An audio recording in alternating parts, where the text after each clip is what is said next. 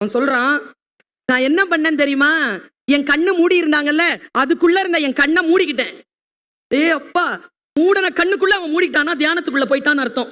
அந்த 1000 பேருக்கு நடுவில் ஒரு குரலை நான் அடையாளம் கண்டு கொண்டேன். அது என் அம்மாவின் குரல்.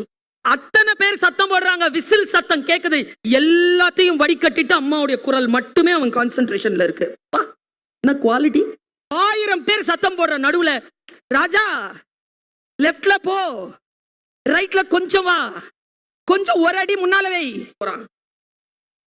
கரெக்டா வரும்போது அம்மா சொன்னாங்க, கைய உயர்த்துடா. கைய உயர்த்தினா அட்ரா இப்போ நான் பாருங்க அடிச்சான், உரி உடைஞ்சிருச்சு. யாரை நீங்கள் பின்பற்றுகிறீர்கள்? யார் குரலை கேட்கிறீர்கள்? அந்த குரலை கேட்கின்ற பொழுது 1008 டிஸ்ட்ராக்ஷன் வரும்.